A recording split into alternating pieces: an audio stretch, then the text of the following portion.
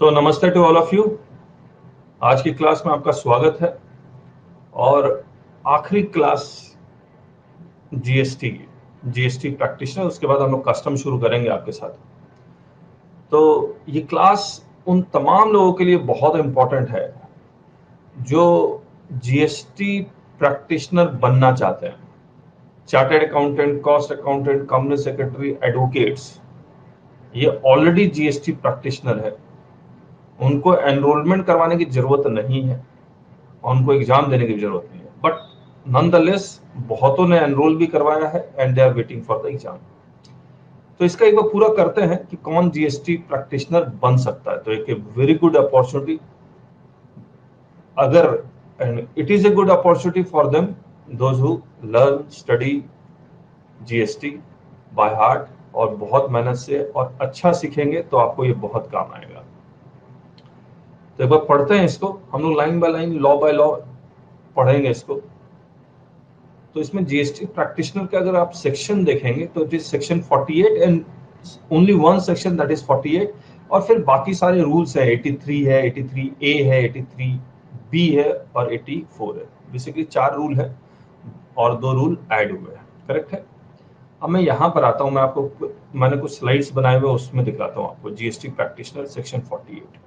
इसमें होगा क्या, ये जो जीएसटी प्रैक्टिशनर जो बन जाएंगे एग्जाम पास होने के बाद, एक तो आप एनरोल करवाते हैं, फिर एनरोलमेंट के बाद आपको एक सर्टिफिकेट मिलता है, दैट इज PCT02। करेक्ट है, ये वाला सर्टिफिकेट। बोला ये वाला सर्टिफिकेट वैलिड तब तक है जब तक आप, ये वैलिड तभी होगा जब आप एग्जाम पास करेंगे। जब तक आप एग्जाम पास नहीं करेंगे, ये एक सिंपली एक कागज का टुकड़ा है। तो eligible person will discuss that, he will apply in GST portal. Form होगा PCT01। अगर जीएसटी पोर्टल वो जो क्वालिफिकेशन लिखी हुई है उसमें अगर आप एलिजिबल हो गए तो आपको वो PCT02 दे देता है। और इसके बाद एक एनरोलमेंट नंबर तो देता ही देता है, जिसको हम लोग ARN बोल देते हैं, एक्नॉलेजमेंट रिसीट नंबर। तो ये बेसिकली कुछ नहीं है कि हमें आपका फॉर्म सही सलामत मिल गया, उसके अलावा ये कुछ नहीं है। करेक्ट है। और जो कंडीशंस दिए हुए एलिजिबिलिटी के वो सेटिस्फाई कर जाएंगे तो आपको एक सर्टिफिकेट मिल जाएगा PCT02। लेकिन ये सर्टिफिकेट कोई काम का नहीं है जब तक आपको क्या नहीं मिल जाए, जब तक आपको एग्जाम पास नहीं कर लेते। सही बात।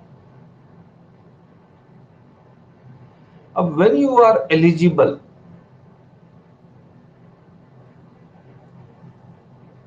तो जो कमिश्नर वो क्या चेक करेगा, first he will check whether you are an Indian citizen और नॉट।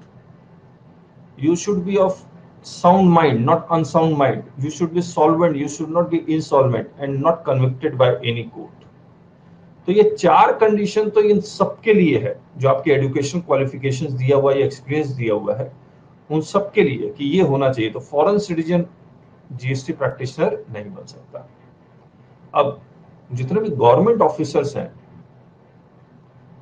जो सेल्स टैक्स में काम कर रहे थे, यानी कि रिटायर्ड गवर्नमेंट ऑफिसर, चाहे वो सेंटर का हो स्टेट का हो, तो नॉट एवरी गवर्नमेंट प्रैक्टिशनर, मैं आपको दिखला देता हूं।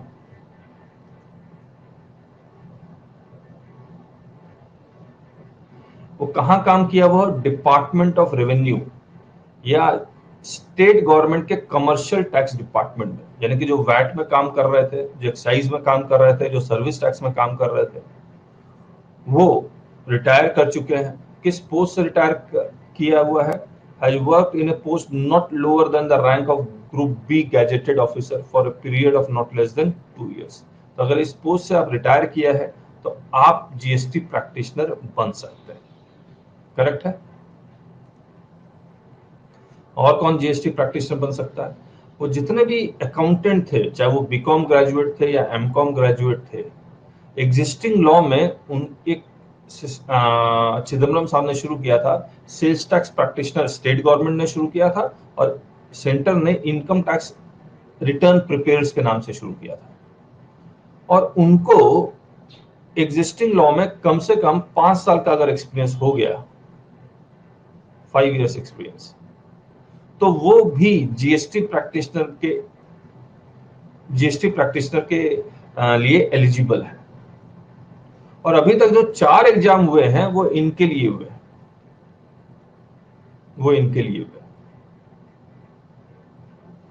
करेक्ट है। इसके बाद तीसरी जो कैटेगरी है, CA final past, CS professional pass and CMA final past. जो ये पास कर चुके हैं वो भी जीएसटी प्रैक्टिशनर के लिए एलिजिबल है। लेकिन एक बात बताइए, इनको जरूरी ही नहीं है, they don't need it, they don't need it, because pass कर चुके उनको मेंबरशिप नंबर मिल जाएगी। They can appear before any adjudicating authority, appellate authority and appellate tribunal without becoming a GST practitioner. हमने पढ़ा भी था सेक्शन 160 में। They are already filing all kinds of return, all kinds of refund claim, but taking user ID and password of the client वो कर पा रहे हैं, तो उनको एक्स्ट्रा कुछ नहीं मिल रहा जीएसटी प्रैक्टिशनर का एग्जाम पास करके। सही बात। सो दे आर वेल क्वालिफाइड। लेकिन जो पास कर चुके मेंबरशिप नहीं मिला और ना मेंबरशिप मिलने का कोई तरीका है या फिर एलिजिबल नहीं है मेंबरशिप के, may be many reasons, they can go for this GST practitioners exam. Correct है। अब जो लास्ट कैटेगरी है उन तमाम लोगों के लिए जो मेरे पास बहुत सारे फोन भी आते हैं कि मैं एलिजिबल हूं या नहीं, यूट्यूब में कमेंट्स आते हैं मैं एलिजिबल हूं या नहीं। तो जिसके पास बीकॉम या एमकॉम की डिग्री हो, तो बहुत सारे पोस्टल वाले वो डिप्लोमा देते हैं। डिप्लोमा नहीं चाहिए, डिग्री चाहिए, चाहे वो इग्नो यूनिवर्सिटी की हो या फिर दिल्ली यूनिवर्सिटी पोस्टल कोर्स हो, इट डज नॉट मैटर।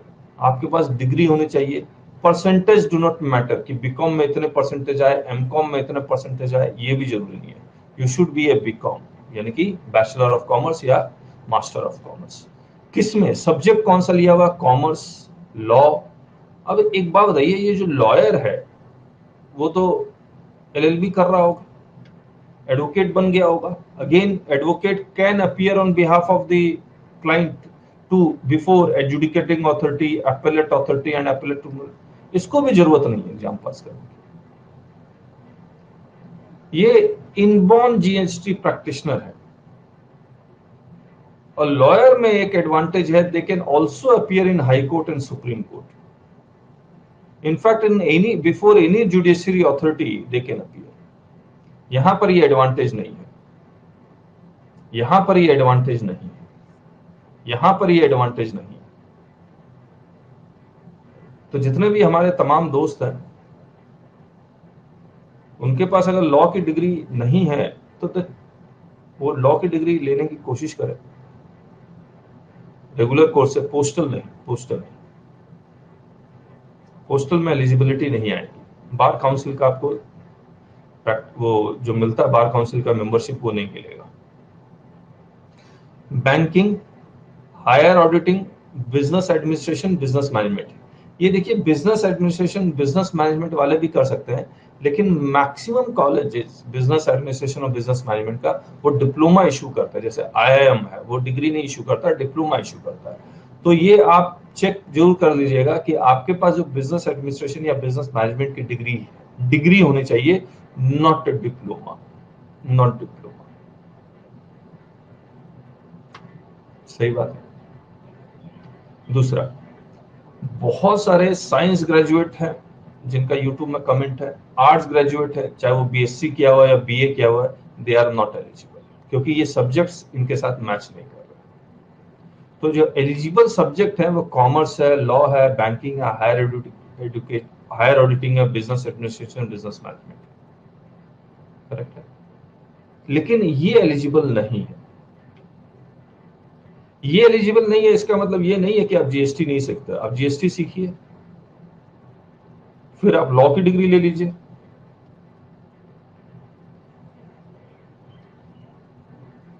और कीजिए प्रैक्टिस। आपको लॉ के लिए तो कोई एलिजिबिलिटी क्राइटेरिया नहीं है, लॉ में तो कोई भी एडमिशन ले सकता है। हमारे राजेश जी देखिए बीएससी किए हुए हैं शायद, Rajesh ji I am correct? BSc के बाद लॉ किया आपने?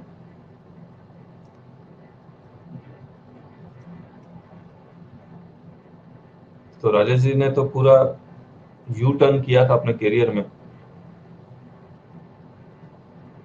तो BA and BSc, Rajesh ji is BA and BSc, but he did law, दोनों हैं। फिर गवर्नमेंट एम्प्लॉय बने, फिर उनको वो रास नहीं आया, फिर वो एलएलबी कर लिया। अब वो जीएसटी प्रैक्टिस बहुत अच्छा करते हैं, एक एक दिन में 10-10 अपील फाइल कर पाते हैं। तो अपील बनाना और फाइल करना it is not a joke.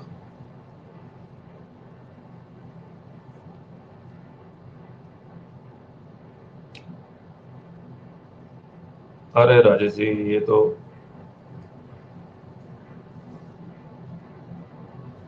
Rajesh ji Singh आपसे जीएसटी स्टार्ट की है, तो थैंक यू राजेश जी इतना सम्मान देने के लिए।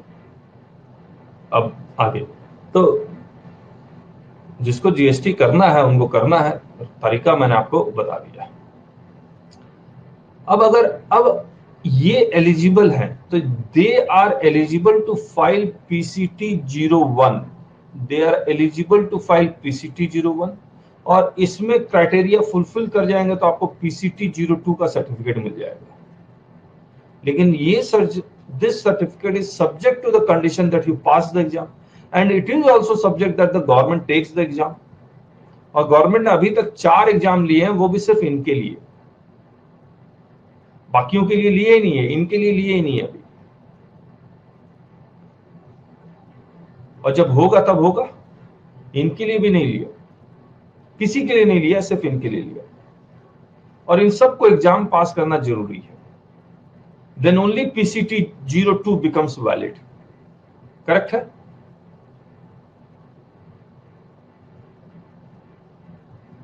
और अभी तक वो पोर्टल में पूरा का पूरा जीएसटी प्रैक्टिशनर का कॉन्सेप्ट अभी तक इंप्लीमेंट नहीं हो पाया है। वो क्या इंप्लीमेंट होगा मैं आपको बताता हूं। तो रजिस्टर्ड पर्सन जीएसटी प्रैक्टिशनर को ऑथराइज करेगा। ऑथराइज किस फॉर्म में करेगा? पीसीटी 05 एक फॉर्म है, इसी में ऑथराइज करेगा, इसी से ऑथराइजेशन लेगा। तो पोर्टल में वो पीसीटी 05 फॉर्म भरेगा, उसमें जीएसटी प्रैक्टिशनर को सेलेक्ट करेगा, और ये जीएसटी प्रैक्टिशनर कौन कौन सा काम कर सकता है उसको टिक करेगा, और फिर ये ऑथराइज हो जाएगा।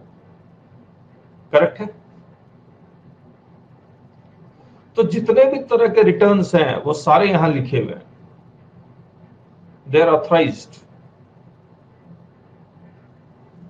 प्लस अदर फंक्शंस में appear before appellate authority, appellate tribunal, appellate adjudicating authority, appellate authority, appellate tribunal, furnishing any statement in RFD refund के लिए, अमेंडमेंट और cancellation of registration, e way bill, ITC 04 job worker वाला, enrolment of operator और transporter, जो transporter unregistered है लेकिन उसको enrolment करवाना पड़ेगा अकाउंट्स मेंटेन करने के लिए या किसी और कारण से, तो वो एनरोलमेंट जीएसटी प्रैक्टिशनर करवा सकता है, यानी कि अनरजिस्टर्ड पर्सन भी उसको ऑथराइज कर सकता है। और कंपोजिशन से रिलेटेड तमाम तरह के काम जो है वो भी जीएसटी प्रैक्टिशनर कर सकता है। अब जब जीएसटी प्रैक्टिशनर ये सारे काम करेगा तो ये जीएसटी प्रैक्टिशनर अपना ड्यू डिलिजेंस के साथ करेगा। ड्यू डिलिजेंस तभी अप्लाई कर पाएगा जब उसको जीएसटी अच्छी तरह से आता है। अच्छी वर्ड को स्ट्रेस कीजिएगा, और इनफैक्ट बहुत अच्छे तरह से आता है, और अपना डिजिटल सिग्नेचर फिक्स करेगा। इतना तमाम कुछ करने के बाद भी the person who is responsible for the correctness of these is registered person. Responsibility of the correctness lies with the registered person, not with him.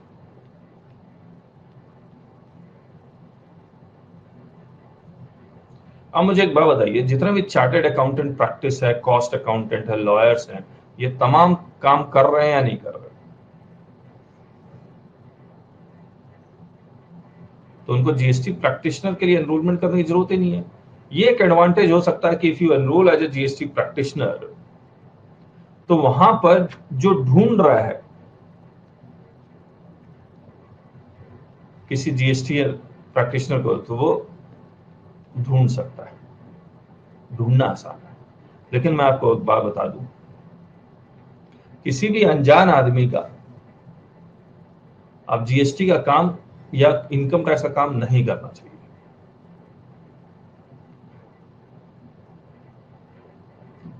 मैं आपको एग्जाम्पल दे दूं, एक बंदा, उसने चार्टर्ड अकाउंटेंट है, उसने किसी जस्ट डायल में रजिस्ट्रेशन करवाया हुआ था, जस्ट डायल के थ्रू एक काम आया और इसने इस बंदे का एक कंपनी इनकॉर्पोरेट कर दिया।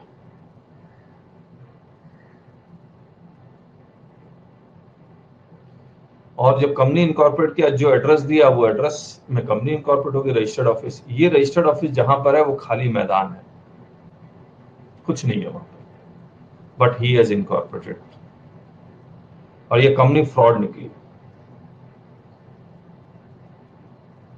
नहीं हुआ राजेश जी, 2019 की बात है, और ये बैंक अकाउंट से सर्टिफाई ये सब थोड़ी होता है एड्रेस।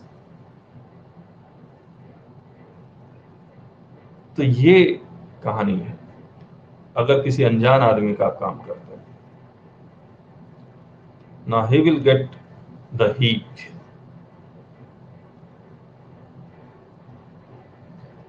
दूसरा, एक इनकम टैक्स का एक और एग्जांपल देता हूँ। इनकम टैक्स किसी ने फाइल करवाया किसी चार्टर्ड अकाउंटेंट से करोल बाग में, ऐसे ही कहीं से अनजान आदमी आया, ढूंढा, बोला सर 5-6 रिटर्न फाइल करनी है, और ये 5-6 रिटर्न इसने फाइल कर दिया अपने आईपी एड्रेस से, ऑब्वियसली अपने लैपटॉप से फाइल किया, फाइल कर दिया। इसके बाद ये पता लगा इसके पीछे तो सीबीआई पड़ी हुई थी,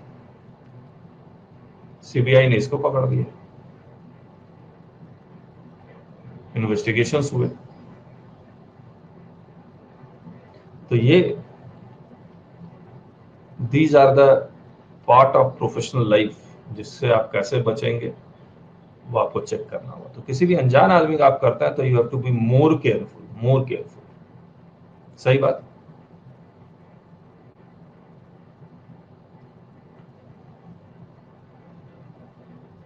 तो ये हो गया। अब देखिए, तो मैंने ये बता दिया कि जीएसटी, मैं पहले सेक्शन पढ़ लेता हूं आपके साथ।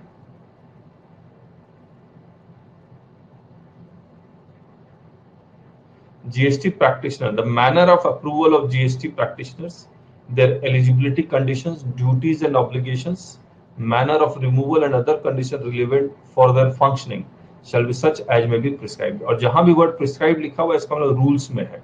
तो rule 83, a registered person may authorize an approved GST practitioner to furnish। अब अप्रूव कब होगा? इसके पास PCT 02 होना चाहिए प्लस एग्जाम पास किया होना चाहिए। To furnish the details of outward supplies, GSTR 1, GSTR 2, 39 में कई तरह के रिटर्न्स, 44, 45 ये एनुअल रिटर्न, ये final return, and to perform such other functions in such manner as may be prescribed. और ये सच अदर फंक्शंस जो परफॉर्म करेगा वो रूल्स में लिखे हुए हैं। तो ये एक्ट में बाद में ऐड हुआ, इन्होंने ऐड किया, और वो तमाम फंक्शन जो परफॉर्म कर सकता है वो हमने अदर फंक्शंस के रूप में यहाँ लिख दिया। ये सेक्शंस में लिखा हुआ था 48 में, जो हमने यहाँ लिख दिया था, और अदर फंक्शंस रूल्स में लिखा हुआ है वो हमने यहाँ लिख दिया। करेक्ट है?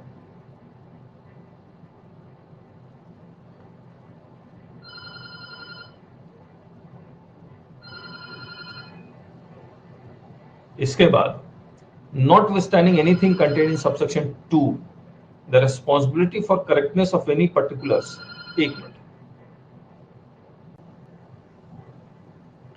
notwithstanding anything contained in subsection 2, the responsibility for correctness of any particulars furnished in the return or other details filed by GST practitioner shall continue to rest with the registered person on whose behalf such return and details are furnished।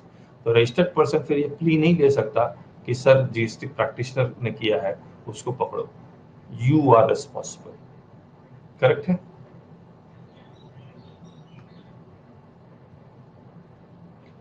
अब rule 83 में eligibility के conditions था, तो वो कौन सा form file करेगा? PCT 01 file करेगा।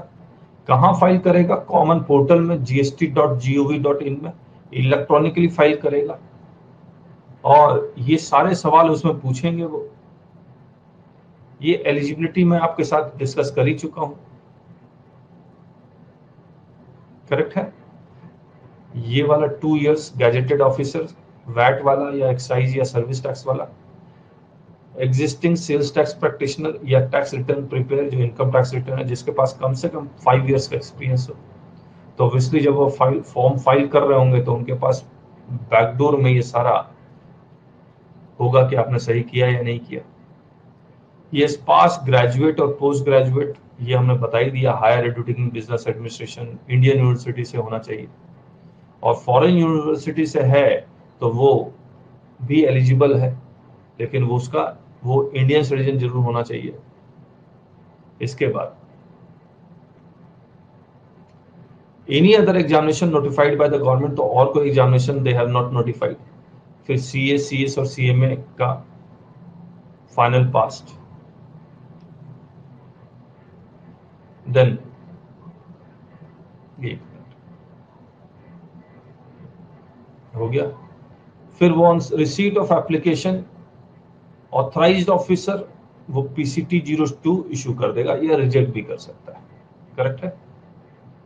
अगर क्या जीएसटी प्रैक्टिशनर भी जीएसटी रजिस्ट्रेशन लेगा और अपना रिटर्न भी फाइल करेगा। राजेश जी अगेन वो रजिस्ट्रेशन तभी लेगा जीएसटी प्रैक्टिशनर जब उसकी प्रैक्टिस 22 के कंडीशन को सेटिस्फाई करती है, यानी कि थ्रेशोल्ड लिमिट एक्सीड करती है, या फिर 24। करेक्ट है।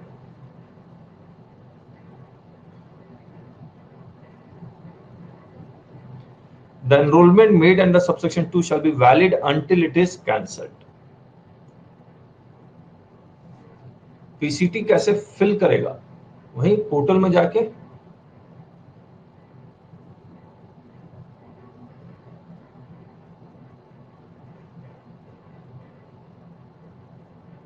पीसीटी फिल करना आसान है, कोई मुश्किल काम नहीं है। नहीं नहीं वो अलाउ होगा, विदाउट लॉगिन कर सकता है, कोई दिक्कत नहीं। नाउ जो आपको एनरोलमेंट मिला है पीसीटी 02 वो वैलिड है जब तक कैंसिल नहीं हो जाता, लेकिन provided that no person enrolled at GST practitioner shall be eligible to remain enrolled unless it passes such examination conducted at such periods and by such authority as may be notified by the commissioner on the recommendation. So the authority which is notified is NASIN, the National Academy of Customs, Indirect Taxes and Narcotics. Faridabad में इसका head office है, नासिर। This is the authority, और ये साल में 2 exam लेंगे, तो एग्जाम फॉर्म अलग भरना है। तो anyone who has got PCT 02, तो सबसे पहले एग्जामिनेशन फॉर्म भरने के लिए आपके पास पीसीटी 02 होना चाहिए। फिर आपको नासिन जो एग्जाम लेगा उसको पास करना है। अब नासिन ने जो 4 एग्जाम लिए वो सेल्स टैक्स प्रैक्टिशनर के लिए और टैक्स रिटर्न प्रिपेयर के लिए, और ये नासिन ये सारा एग्जाम जो लेगा वो 30 months within a period of 30 months from the appointed date, provided further that no person to whom the provisions shall apply shall be eligible to remain enrolled unless it passes the said examination within a period of 30 months. तो नासिन 30 महीने के अंदर सारा exam complete करेगा, लेकिन ये हो नहीं पाया। ये पहले यहाँ पर 1 साल था, फिर 18 महीने किया, फिर 30 महीने किया, अब ये फिर बढ़ेगा 30 month from the appointed date, यानी कि ये 22 जुलाई 2017 है, इसमें अपॉइंटेड मैं 30 मंथ जोड़ूंगा तो ये कितना आएगा? 2 साल 6 महीने, 2 साल 2019 6 और जोड़ दूंगा तो 2020 में तो खत्म हो चुका है। तो दे विल ये अमेंडमेंट से फिर से इसको इंक्रीज करेंगे, मतलब एक्सटेंड करेंगे दिस डेट को। सही बात। अब आगे देखिए राजू जी, आपका एग्जाम हो गया?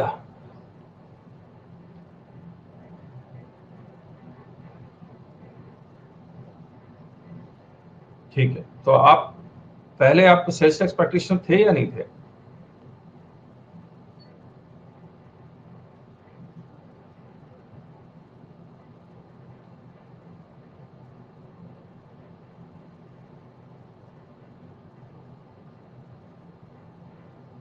अच्छा, retired tax officer, okay okay, चलिए ठीक है। ना पीसीटी 03 विथ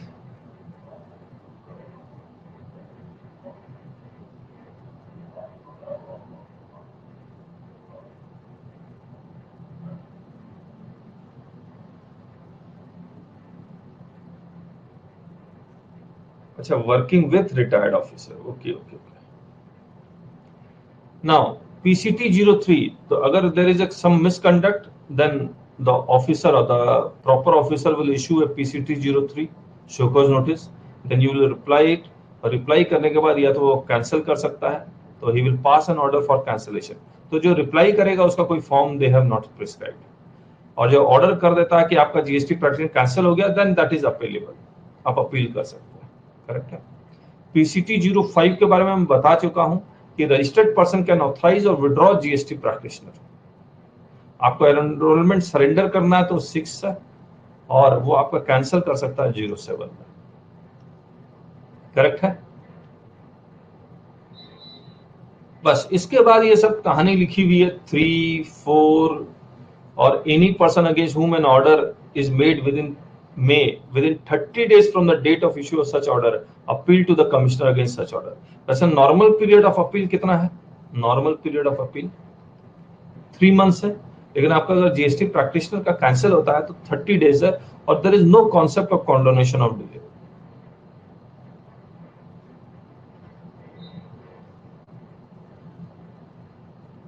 ठीक है।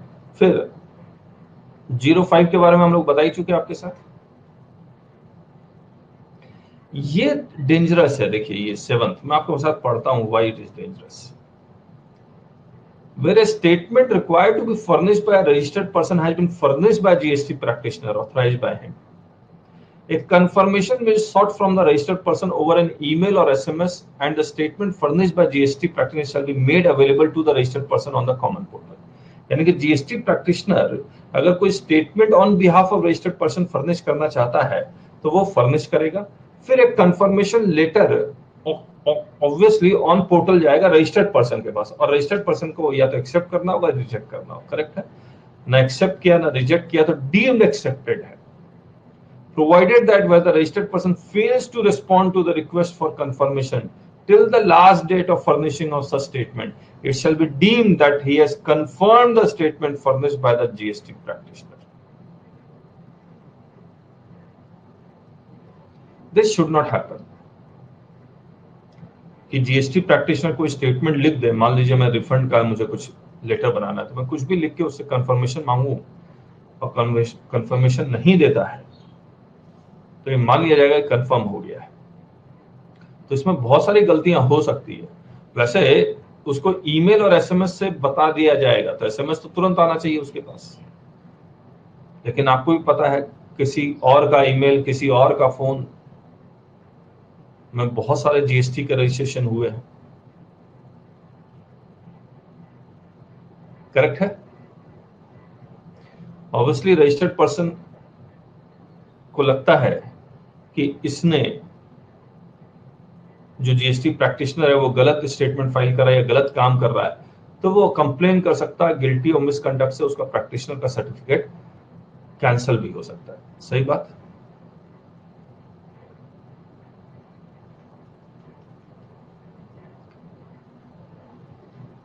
प्रोफेसर ने अपना ईमेल एंड फोन डाल दिया। कौन से प्रोफेसर ने?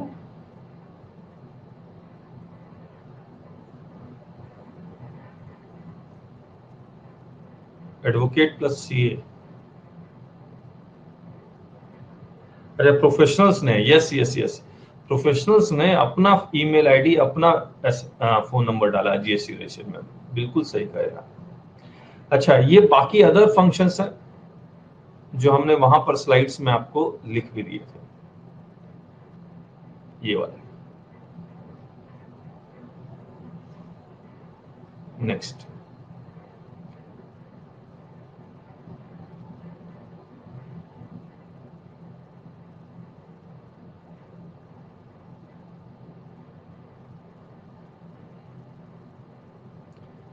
तो any registered person opting to furnish his return through a GST practitioner shall give his consent in PCT 05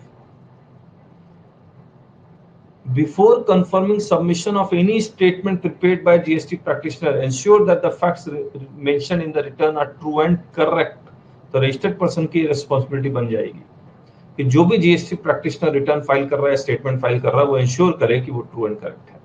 और GST practitioner will make with due diligence और ड्यू डिलिजेंस से नहीं बनाता तो ऑब्वियसली आप प्रैक्टिस लूज करेंगे। तो प्रैक्टिस लूज ना करें, ड्यू डिलिजेंस को कंफर्म करें, एवरी लॉ पॉइंट को आप चेक, लिखा हुआ है ट्रू एंड करेक्ट, यहां पर क्या लिखा हुआ है, ट्रू एंड।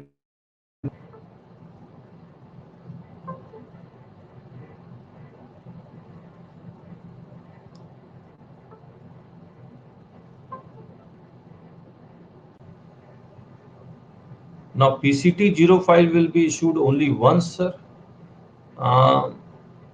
होना तो यही चाहिए, क्योंकि पीसीटी 05 अभी चेक कर लेते हैं फॉर्म में, उनमें कोई पीरियड अगर लिखा हुआ है कि इस पीरियड के लिए आप 1 भरेंगे, क्या मैं एक से ज्यादा पीसीटी 05 इशू कर सकता हूं कि मैंने रिफंड के लिए जीएसटी प्रैक्टिशनर 1 को अपॉइंट किया है, 1 और 3B के लिए किसी और को अपॉइंट किया, इज इट पॉसिबल और not, let us check the form, then will decide. Correct है, तो due and diligence true and correct.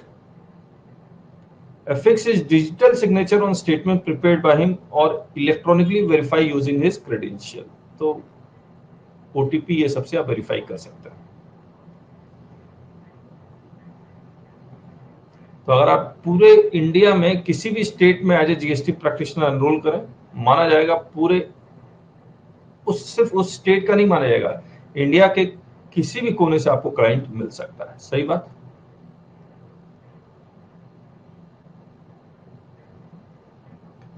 एक बार फॉर्म चेक कर लेते हैं हम लोग।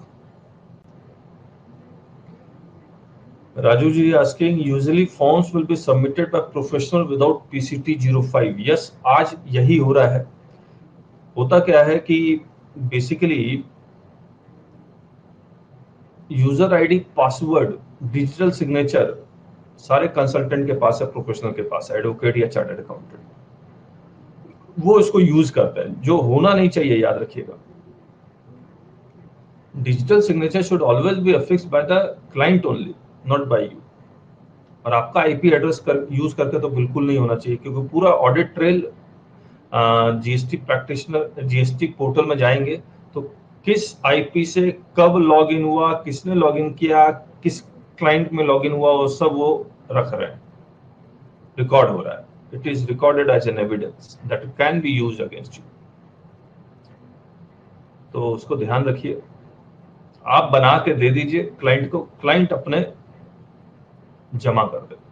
लेकिन ऑब्वियसली बहुत लोग कंप्यूटर से भी नहीं है, लेकिन अभी तो ऐसे ही काम चल रहा है, आने वाला समय देखिए क्या होता है। चलिए, ये एनरोलमेंट, ये PCT 05 enrolment for application for enrolment as GST practitioner part A, आपका नाम, PAN, email, mobile number. Part B, enrolling authority, centre या state, state of the state UT, date of application, enrolment sort as, तो ये आपसे पूछ लेगा। Membership number, membership type, date of enrolment, membership valid. Membership किस चीज का पूछ रहा है? मेंबरशिप अगर एलिजिबल है तभी होगा, नहीं तो थोड़ी होगा। हाँ, ये क्या लिख रहा, holding COP certificate of practice, advocate. तो ये प्रैक्टिसिंग वालों को भी एनरोलमेंट करवा रहा है। ऑप्शनल है, करेक्ट, ऑप्शनल है, लेकिन ये पास सीए पास एग्जामिनेशन इस, ओ देखिए मैं आपको बताता हूं, मैं आपको कुछ बताता हूं, देखिए क्या है।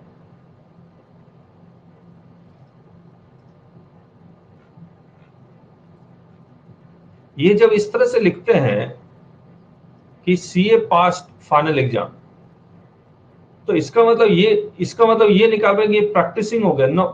देखिए मैं आपको बताता हूँ, कंपनी सेक्रेटरी का पहले बताता हूँ। कंपनी सेक्रेटरी आप फाइनल पास कर गए, तो वो आपको एलसीएस का एक मेंबरशिप नंबर देता है, जिसको हम लोग लाइसेंटेड कंपनी सेक्रेटरी बोलते हैं। फिर वो बाकी और कुछ और ट्रेनिंग बच जाती है, वो ट्रेनिंग करते हैं तब इनको मेंबरशिप मिलती है। और फिर वो सीओपी के लिए अप्लाई करना चाहते हैं तो सीओपी के लिए अप्लाई, सर्टिफिकेट ऑफ प्रैक्टिस के लिए अप्लाई कर सकते हैं। सिमिलरली सीए में भी होता है, सीए में आप फाइनल पास कर गए लेकिन आपकी ट्रेनिंग कंप्लीट नहीं हुई,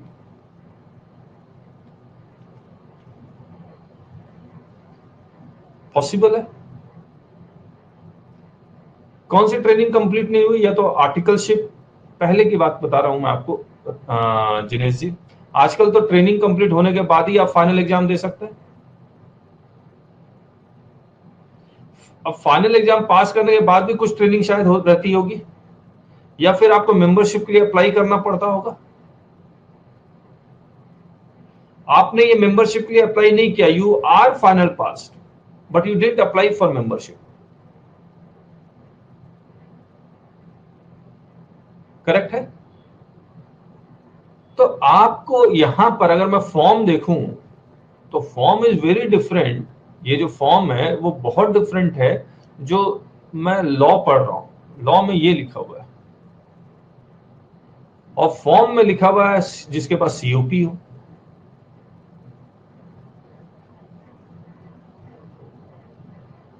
अब अगर आप जैसे ही ये सेलेक्ट करेंगे मेंबरशिप नंबर मांगेगा, और मेंबरशिप नंबर नहीं देंगे तो वो आपको आगे नहीं बढ़ने देगा।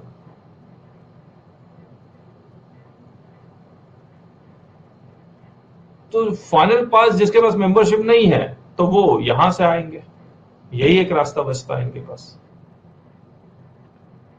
सही बात।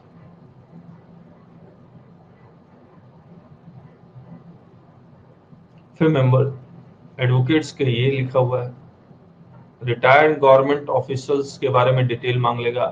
फिर applicant details, professional address, qualification details, qualifying degree. इसमें Aadhaar card, declaration, verification, acknowledgement.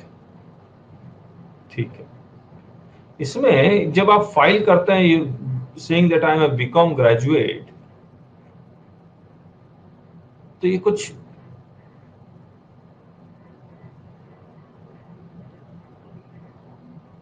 Degree उग्री का पीडीएफ अटैच करने के लिए नहीं कहता है क्या?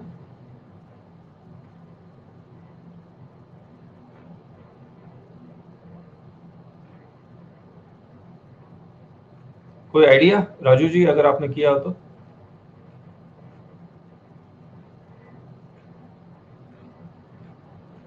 देखिए राजेश जी, पार्ट ए में आपका यूजर आईडी पासवर्ड क्रिएट हो जाएगा। I got PCT 02। तो जिनेश जी आपको तो चार्टर्ड अकाउंटेंट के बेसिस पर मिला होगा। अच्छा, नॉट अप्लाइड साइंस ग्रेजुएट। अब देखिए आप लोग के सामने ही है, राजू शर्मिला राजू जी हैं, साइंस ग्रेजुएट हैं, but he is learning GST and he is doing very well, I must say. चलिए आगे करते हैं। पीसीटी 02 ये आपको enrolment certificate of GST practitioner, but validity कब तक? जब तक आप एग्जाम पास नहीं करेंगे तब तक ये कुछ कोई फर्क नहीं। मतलब ये ऐसे ही ये पेपर है बस। PCT 03 show cause notice for disqualification, PCT 04 order of rejection, और पीसीटी 05 पार्ट ए। अब इसमें देखते हैं कि जो रजिस्टर्ड पर्सन ऑथराइज करेगा एक से ज्यादा वो कर सकता है, एक से ज्यादा काम के लिए कर सकता है या नहीं। To authorize officer central tax या स्टेट टैक्स, पार्ट ए। अच्छा, ये authorization withdrawal of authorization of GST practitioner, name of the proprietor this whole time solemnly authorize withdraw authorization of this for the purpose of rule it is list of activity। Check box, हाँ देखिए किस काम के लिए आप authorise करेंगे वो आपको चेक बॉक्स से करना है। यानी कि आप एक से ज्यादा जीएसटी प्रैक्टिशनर ऑथराइज कर सकते हैं, एक से ज्यादा काम के लिए या किसी एक काम के लिए। करेक्ट है?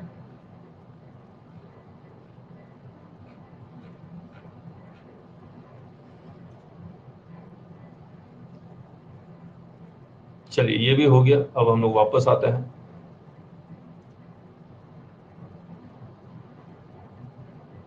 To appear before adjudicating authority, ये यहां लिखा हुआ है।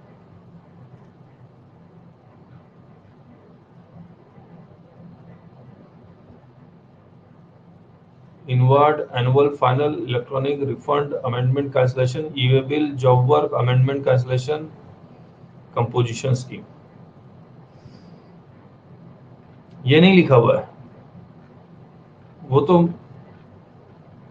वो जो अपीयर बिफोर वाला इसमें नहीं लिखा हुआ है, लेकिन अपीयर के लिए तो वो जो मान लीजिए अगर आप एडजुडिकेटिंग अथॉरिटी के पास अपीयर होने जाते हैं तो एडजुडिकेटिंग अथॉरिटी आपसे एक लेटर मांग लेता है कि आप ऑथराइज हैं या नहीं है, उनसे लिख के लेके आओ ऑथराइजेशन लेटर प्लस। फिर वो ये भी चेक करेगा कि आप जीएसटी, वो आपसे पूछता आप सीएस क्या है, आप कहेंगे जीएसटी प्रैक्टिशनर है तो आपसे पीसीटी 02 मांग लेगा, एग्जाम जो पास किया या नहीं किया। करेक्ट। अच्छा, ये जब आप एग्जाम पास करते हैं उसके बाद वो कुछ एक्स्ट्रा नहीं लिख के देते कि आपने एग्जाम पास कर लिया है, लिख के देना चाहिए उनको। जब ये कह रहे हैं कि PCT 02 is valid till you pass the exam या until you pass the exam, तो they should give something. PCT 02 Raju ji तो कम है necessary if you want to appear, because अगर आप सीए सीएम में एडवोकेट नहीं है तो आप जीएसटी प्रैक्टिशनर हैं, उसके लिए पीसीटी 02 चाहिए और फिर एक ऑथराइज लेटर भी चाहिए। सही बात। अब वापस आते हैं,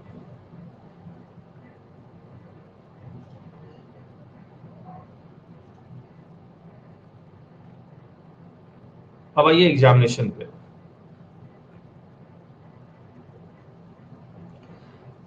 बोलता है कौन एग्जाम दे सकता है जिसके पास पीसीटी 02 है। कौन एग्जाम कंडक्ट करेगा? नासिन। साल में कितनी बार करेगा? 2 बार।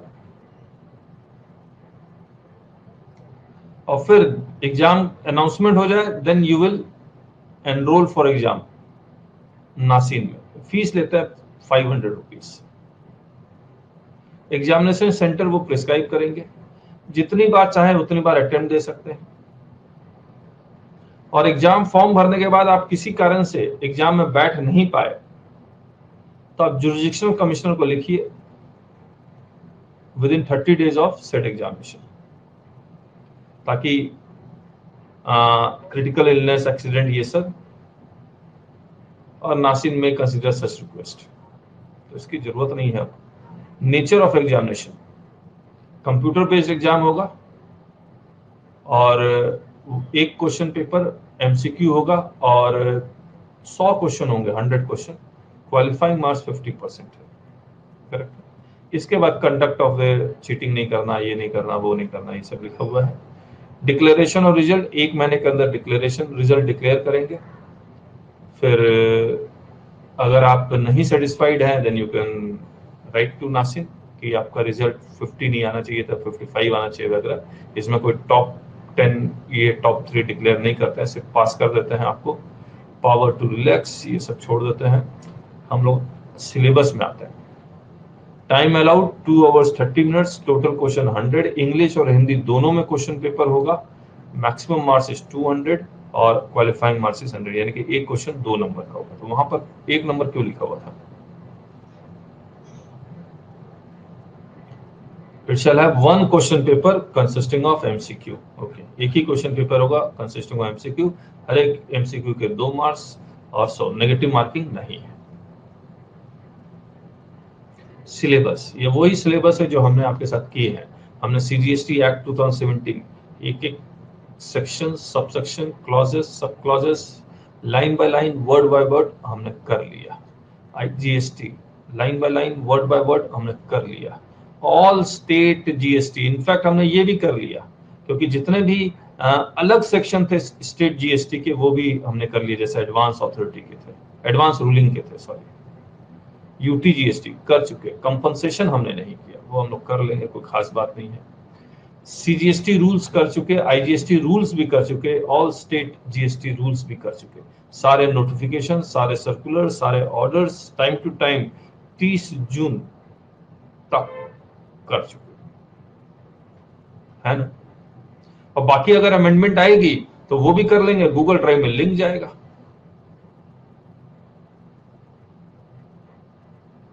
लेकिन 30 जून 2020 तक पूरा हो गया। सही बात। सरेंडर, अपीयरेंस देख लीजिए, conditions for purpose of appearance. No person shall be eligible to attend before any authority as a GST practitioner in connection with any proceeding under the Act on behalf of registered or unregistered unless he has been enrolled under Rule 83.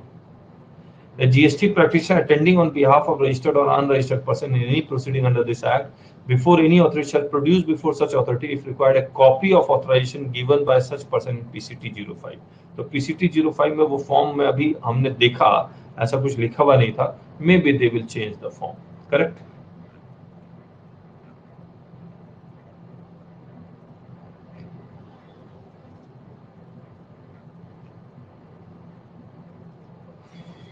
अब हमने छोटा सा एक MCQ बनाया हुआ, ज्यादा नहीं है, 6 क्वेश्चन है, फटाफट हो जाएगा। The responsibility of correctness of return filed by GST practitioner lies with practitioner, registered person, both statutory auditor. Registered person. Examine the following statement: science or arts graduate can become GST practitioner. False. A commerce graduate can become GST practitioner. True. False. True. At first, eligible candidates shall apply for an enrollment for GST practitioner in GST portal in PCT 01. True. A GST certificate practitioner shall be issued in PCT 02, which shall be valid till the candidate pass the exam. Both true. GST practitioner can appear before appellate authority on behalf of registered persons. True. GST practitioner cannot appear before appellate tribunal on behalf of registered person. False. appellate tribunal में भी हो सकता है, तो true false. Question 5. GST practitioner can file all types of return on behalf of registered person. True. GST practitioner shall affix his digital signature while filing any return or furnishing any statement. True. Both true. PCT 03 match. Notice for guilty of misconduct, correct है D. PCT 04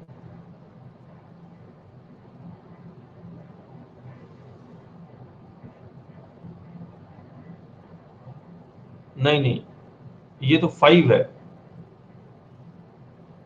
registered person shall authorise common portal, ये surrender of GST practitioner certificate है।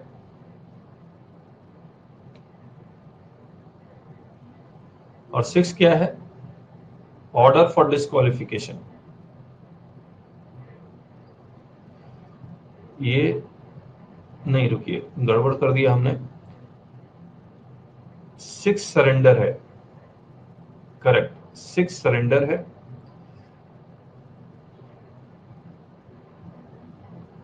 D notice 4 क्या है? 4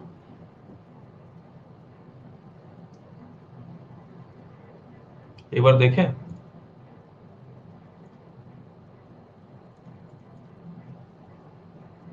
order है, order for disqualification as GST practitioner, ये C है। 5 क्या है? ऑथराइजेशन है, ये बी है। और 6 क्या है? सरेंडर है, B C B A. This is the answer. तो मुबारक हो, ये भी हो गया।